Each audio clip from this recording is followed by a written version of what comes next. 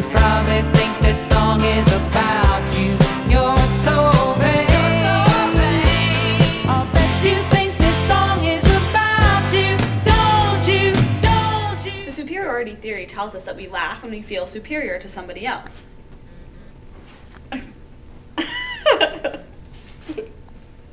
There are multiple options for this theory to be put into comedic practice.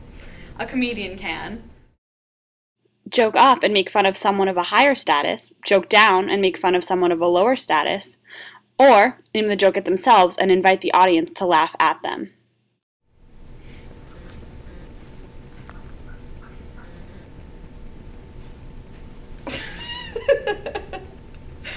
In self-deprecating humor, jokes are directed at the self rather than at external situations. This made self-deprecating humor beneficial for women comics.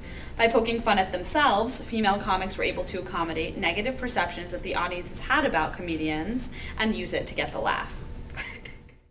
The stereotypical woman is feminine and submissive, which is why women comics are often perceived as too aggressive when taking the stage in a male-dominated field.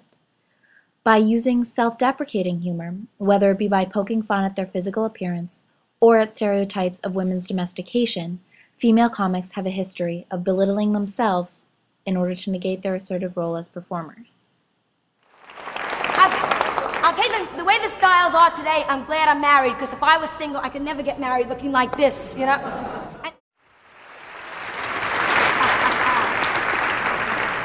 Thank you very much. How do you like my legs? I'm so sick of having bird legs. Man, I miss that PMS, though. That was the one time of the month I was allowed to be my true self. Comedians can mock themselves for not living up to societal expectations of the ideal woman, or wife, or mother. But at the same time, they are critiquing society for setting standards that are difficult, if not altogether unattainable for women. Redheads have many standards to live up to and make fun of as well. So I was at a party this weekend and I wanted to ask this guy out. He was really cute.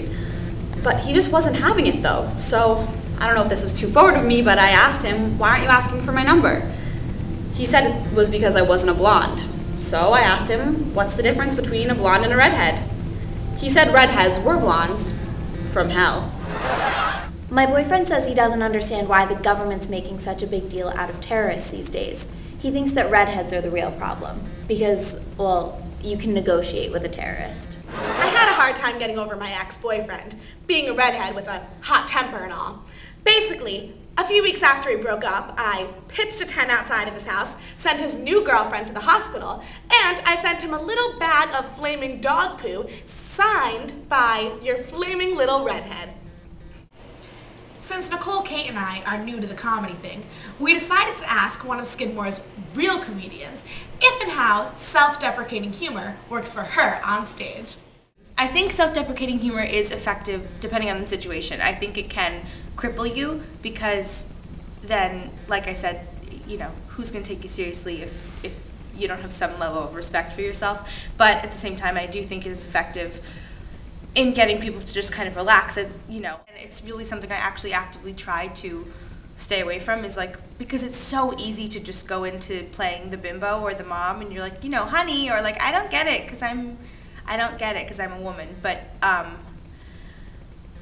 yeah, I mean, that goes into something way bigger, but it's something I actively try to stay away from because it's an easy trap, but it's also the easy way out. So I really try and challenge myself to just play a character. In recent years, self-deprecating humor has become less of a fixture in female comic routines. That doesn't mean that it's disappeared completely, though. There's actually been an influx of male comedians using self-deprecating humor to poke fun at their own shortcomings, while also revealing how harshly society judges anyone outside the norm. Don't worry, I'm not gonna fall on nobody here. He's looking scared, like, oh my God. What did he eat? I ate everything. So I'm not just big, I'm a carrier. People get big around me.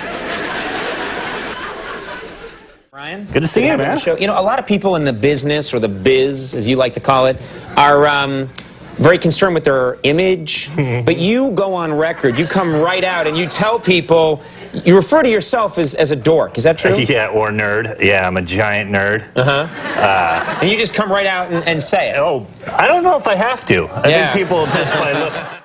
What does this shift from women to men signify in our society today? Women are becoming more accepted as comics. Men are pushing society's boundaries and using self-deprecating humor to do it. So true, ladies. Does this whipped cream on my nose make me look fat? See?